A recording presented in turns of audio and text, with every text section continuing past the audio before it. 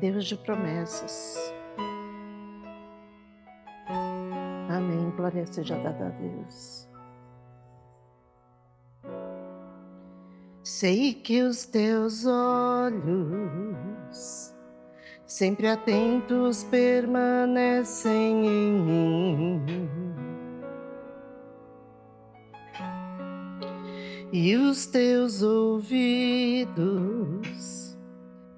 estão sensíveis para ouvir meu clamor. Posso até chorar,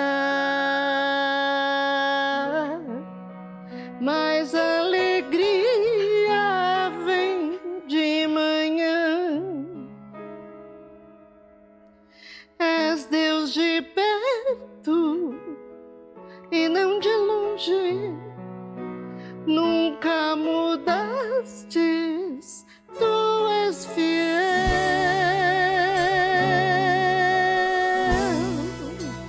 Deus de aliança, Deus de promessas, Deus que não é homem pra mentir. Tudo pode passar, tudo pode mudar, mas tua palavra vai se cumprir.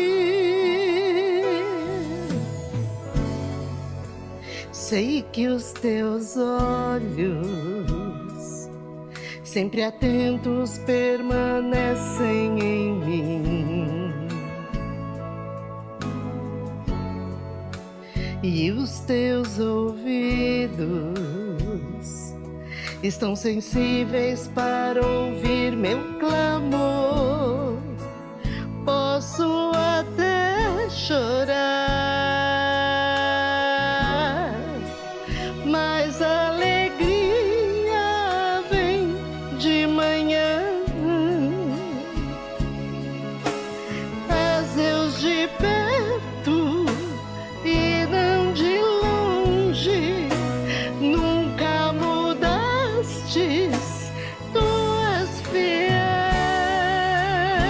Tu és fiel, Senhor. Deus de aliança, Deus de promessas, Deus que não é homem pra mentir.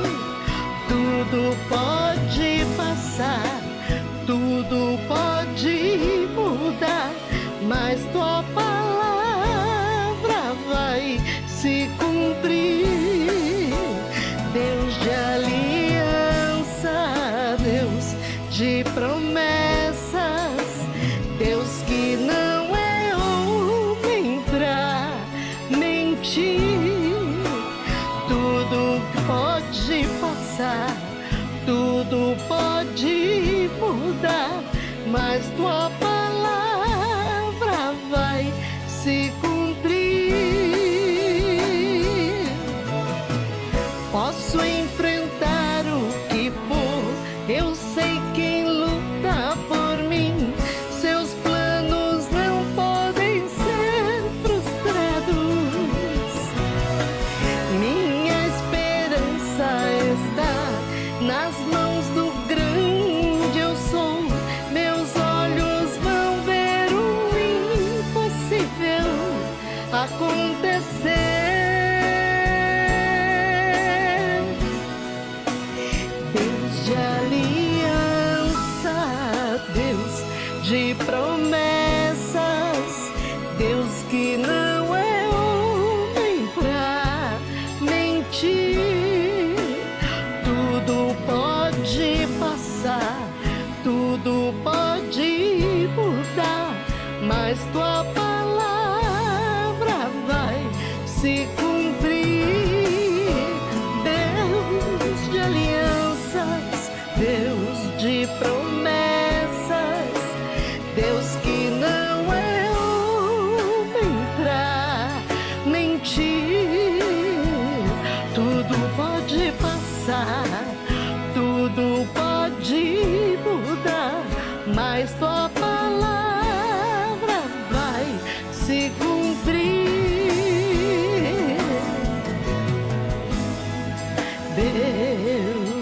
promessas, Deus que não é homem pra mentir.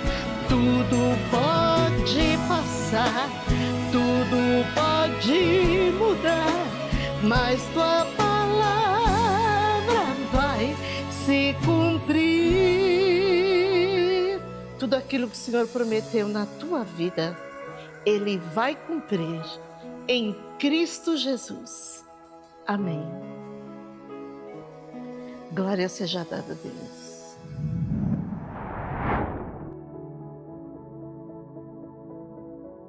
A paz do Senhor, amada igreja, amado irmão e irmã, sejam bem-vindos a mais um culto da série Falando de Deus.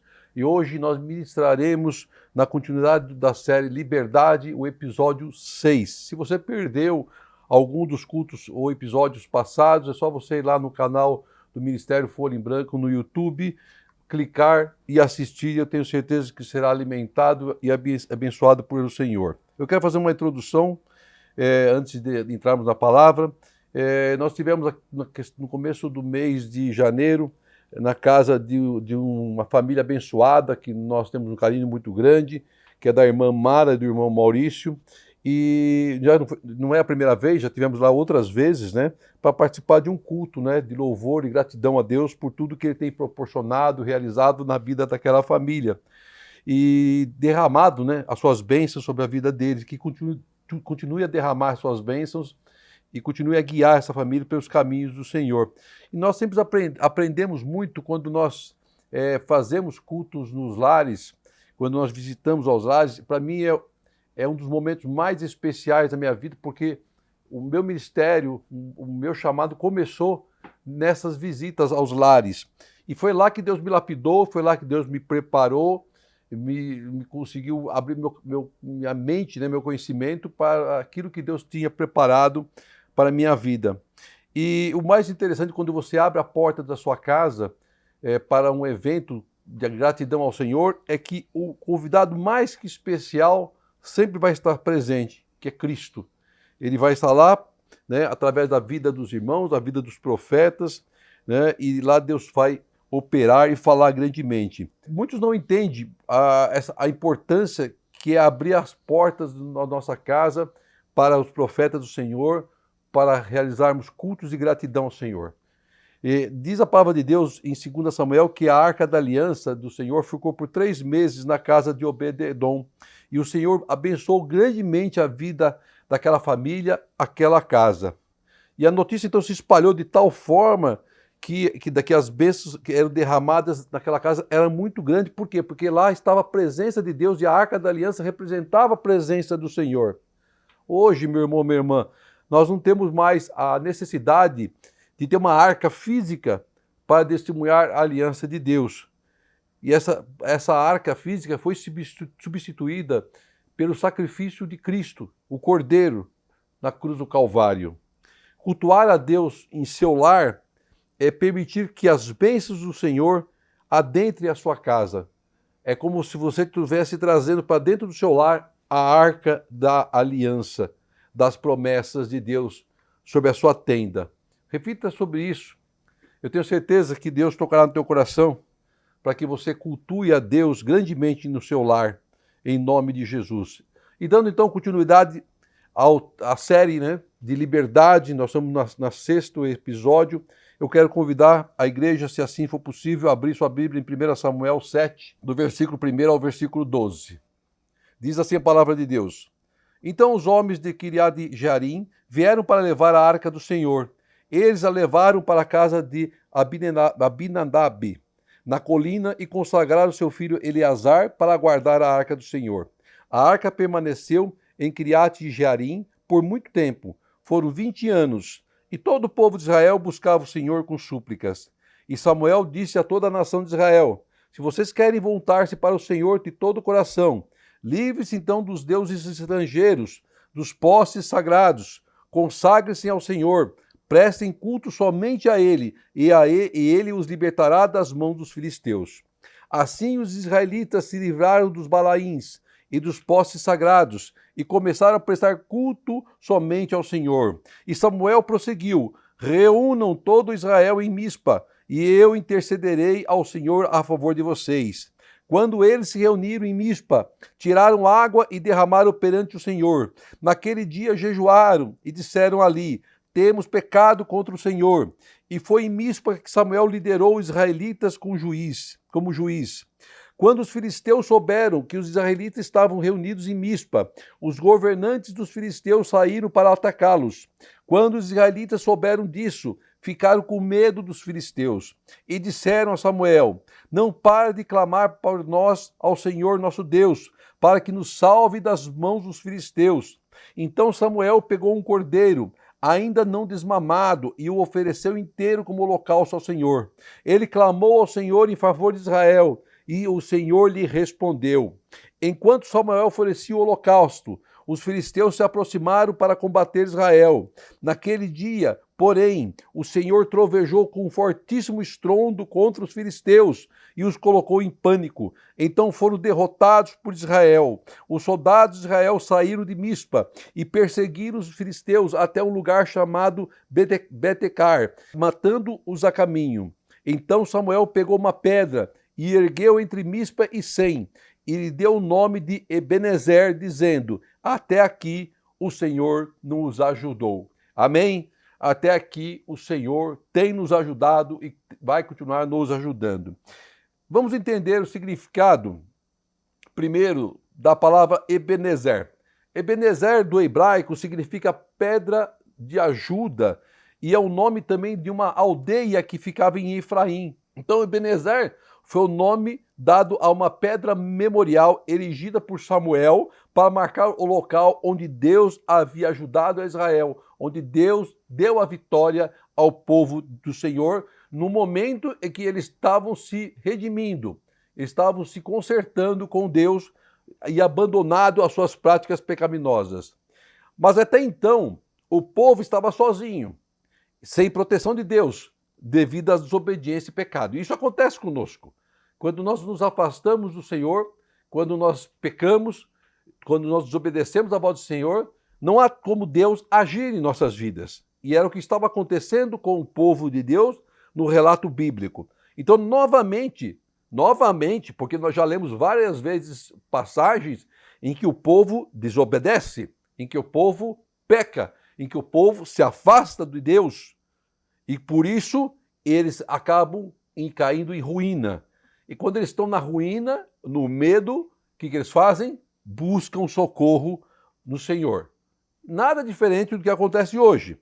Acontece exatamente assim. Saímos da presença de Deus, caímos em pecado, paramos no lamaçal no fundo do poço. Quando não vemos mais saída, clamamos pelo Senhor. E é bom que Deus tem misericórdia de nós, porque se não fosse a misericórdia de Deus sobre nossas vidas, nós estaríamos mortos, nós estaríamos perdidos. E a palavra então nos relata que o povo havia se afastado de Deus. E sempre que o povo se afasta de Deus, é levado à derrota, à escravidão, à prisão. Eles perdem completamente a sua liberdade. São presos fisicamente e espiritualmente. Sempre que nos afastamos de Deus, somos levados à derrota, à escravidão e perdemos a nossa liberdade. Mas Deus, em sua infinita misericórdia, mandava o socorro. Respondia à oração dos seus servos. E naquela época eram os profetas que Deus usava para levar ao povo a sua palavra, para corrigir o povo, para instruir o povo, para levar ao povo uma palavra de arrependimento, de conserto e se afastarem do pecado. Hoje nós temos profetas, mas nós temos essa intimidade de buscar a Deus através do nome de Jesus Cristo. E para estarem na presença de Deus, eles tinham que fugir do pecado, dos manjares do rei, das ofertas do mundo. Tudo isso leva à morte, morte de alma, morte de corpo. Logo que diz lá no versículo 3, e Samuel disse a toda a nação de Israel: se vocês querem voltar-se para o Senhor de todo o coração, livrem-se então dos deuses estrangeiros, dos postes sagrados, consagrem-se ao Senhor e prestem culto somente a Ele, e Ele os libertará das mãos dos filisteus. Havia necessidade de o povo ter um conserto. E a palavra é clara, havia uma esperança para o povo de Deus, assim como há uma esperança para nós, para a nossa causa, para a nossa vida, para a nossa família, para que seus projetos possam acontecer, para que seus sonhos se tornem realidade. Não devemos perder jamais a nossa esperança. O povo de Deus não perdeu a esperança. E a palavra diz que enquanto o povo estava em pecado e afastado de Deus, os filisteus os derrotavam nas batalhas, os humilhavam, os escravizavam. Então, por isso que Israel foi derrotada, escravizada, porque ela estava em pecado. E Deus não age no meio da desobediência. Deus não age no meio do pecado. Deus não age no meio da idolatria. Deus só age quando nós estamos em plena comunhão com Ele. Isso está descrito no livro de 1 Samuel 4:1, que diz assim: os filisteus dispuseram suas forças em linha para enfrentar Israel, quando eles foram derrotados. Intensificando-se o combate, Israel foi derrotado pelos filisteus, que mataram cerca de 4.000 deles no campo de batalha. Olha as consequências terríveis do pecado, da desobediência a Deus, de você estar fora dos propósitos de Deus, de vocês não estarem em obediência ao Senhor. O povo sofreu, o povo foi derrotado, o povo foi escravizado. Mas quando o povo ouve a voz do Senhor através do profeta Samuel e se arrepende dos seus pecados, o que Deus faz? Deus perdoa e vem de encontro ao seu povo, vem com o seu socorro. Somente com arrependimento Deus poderá ser nossa pedra de ajuda. Isso vale para nós, para nossas vidas, para nossa casa. O profeta fala ao povo quais eram os seus pecados. Ele cita ao povo o que eles estavam fazendo de errado. Lá no versículo 4, assim os israelitas se livraram dos balaíns, dos postes sagrados e começaram a prestar culto somente a Deus. Eles estavam cultuando outros deuses. Eles estavam buscando deuses falsos, de madeira, de pedra, e deixando de buscar o Deus vivo, o Deus dos seus antepassados. Por isso que eles perderam, por isso que eles foram derrotados. E o profeta intercede por eles. Então Deus falava naquela época através dos profetas. Hoje Deus fala também através dos profetas, mas Ele fala através da sua palavra, da Bíblia, da leitura que nós estamos fazendo. Lá no versículo 5 diz que Samuel disse: reúnam todo Israel em Mispa, e eu vou interceder ao Senhor a favor de vocês. Nós temos que nos reunir em oração e buscar a Deus em clamor, em jejum e oração pela nossa causa. Porque Deus vai responder. E o povo se prostra aos pés do Senhor e busca um conserto e se arrepende, se rasga ao altar do Senhor, oram, jejuam. Eles mesmos falam isso no versículo 6. Temos pecado contra o Senhor. Eles confirmam que eles estavam em pecado. Então eles se voltam para Deus de coração aberto, arrependido. E o amor de Deus por seu povo era tão grande, e como continua sendo tão grande, que Ele vem com socorro. Os liberta do cativeiro. Deus apagou as transgressões. Ele curou suas feridas. E Ele deu vitória sobre os inimigos. E é assim que Deus age sobre nossas vidas. Porque Deus é o mesmo ontem, é o mesmo hoje e continuará sendo o mesmo amanhã. E no versículo 7 diz que o povo estava com medo. Por quê? Porque eles acabaram de fazer um concerto com Deus. Mas eles ainda sabiam que os filisteus viriam contra eles. E lá diz que eles ficaram com medo dos filisteus. Faltava neles ainda aquela fé que o Senhor requer de nós, da certeza que Deus vai entrar com socorro. Eles precisavam viver uma experiência de renovação com Deus. Eles precisavam viver um milagre. E muitas vezes nós precisamos viver milagre de Deus. Nós temos que ver Deus agir sobre nossas vidas de uma forma sobrenatural. Quando nos afastamos de Deus, nossa fé é roubada.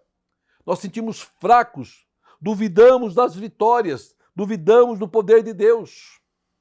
E era o que estava acontecendo com o povo de Israel e que também acontece com nossas vidas.